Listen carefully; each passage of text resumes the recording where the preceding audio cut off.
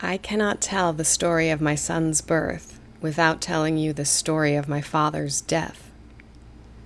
This is the story of my son's birth. My family were survivors. In 1927 Poland, my grandfather was born, one of 4 children. He would be the only one to survive the Holocaust. He survived the attempted genocide along with his parents. They lived in the ghetto, in camps with forced labor. They survived the bombing of Dresden, Auschwitz. He lost an eye, his childhood, and his 3 sisters to the Nazis. He lost so much of his life because of others' hate.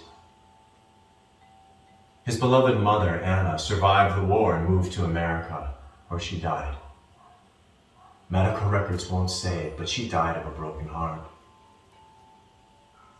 When she passed, my grandfather promised to name his daughter Anna in her honor.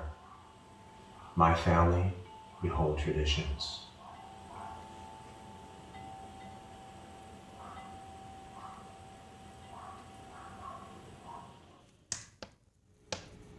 In 1966, my grandpa met my grandma. They were married 10 months later. They were 17 years apart. My grandpa was a handsome fella. He really was quite the stud. They both wanted to have a family, but they had a hard time having children. Finally, my oldest uncle was born in 1972. 5 years after that, they had another son. And less than 2 years after that, they had a girl, my mother, and they named her Anna. It was finally a happy time. Mendel was seeing his mother Anna in his daughter's eyes. But 3 months after she was born, my grandpa Mendel suffered a series of heart attacks. Anna was here, but his body was failing him. He went through a series of debilitating open heart surgeries, but he lived. Anna grew and fell in love. My mother, brilliant, curious, inventive. Her and my father married, but just like her great-grandmother, Anna, before her, my mother's pregnancy would not come easy. First, there was a lot of trying. Then there were the miscarriages. But then finally it worked. It was finally a happy time. My mother's belly was growing ready to bring me into the world. But 3 months into the pregnancy, Grandpa Mendel went into kidney failure. He was hospitalized. His body was failing him rapidly. He was put on hospice when I was on my way here. My mother, Anna, she knew how much Grandpa Mendel wanted to meet me, Mendel. She asked the doctor, Will my father make it to my son's arrival? "You'll be lucky if he makes it to the end of the year."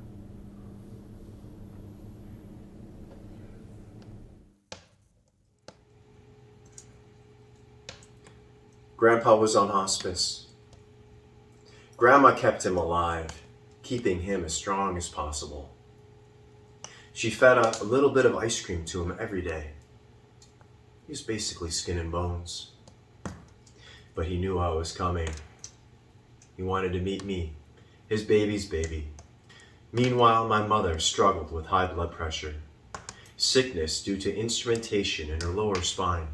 Pregnancy became high risk in many ways. I think it's time. I think it's time to go to the hospital.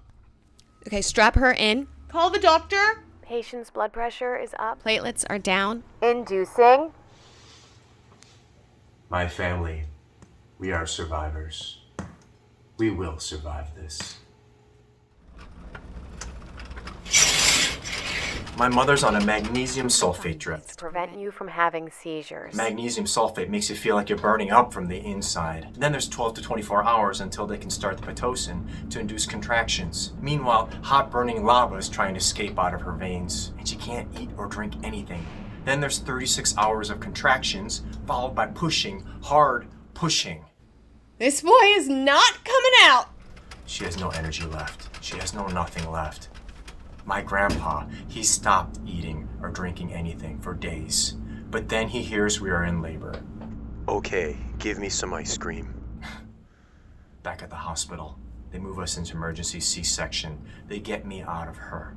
I'm born on a Tuesday. We leave the hospital on a Saturday, go directly to my grandpa's house. He reaches out, touches me. There's pictures.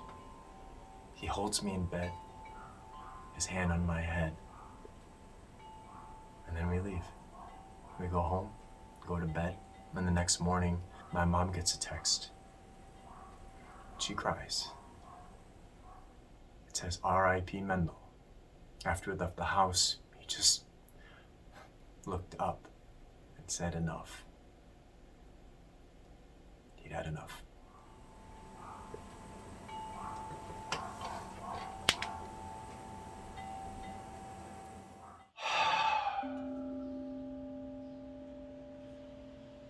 Sometimes it's the strangest thing. We'll be driving, and I'll look out the window and say, wow, look at these beautiful trees. What street are we on? Are we turning on this street?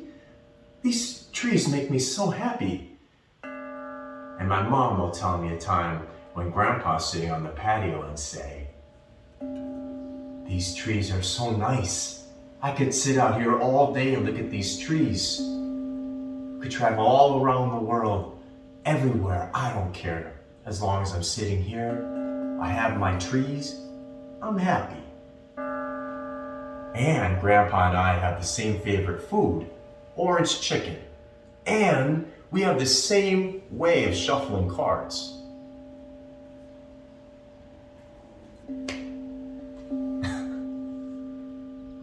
Grandpa gave me a piece of his soul when he left.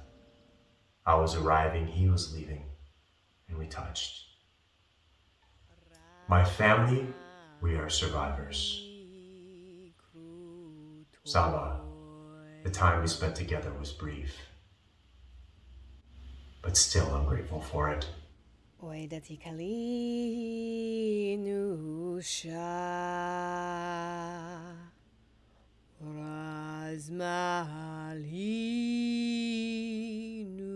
sha Oidati niestoy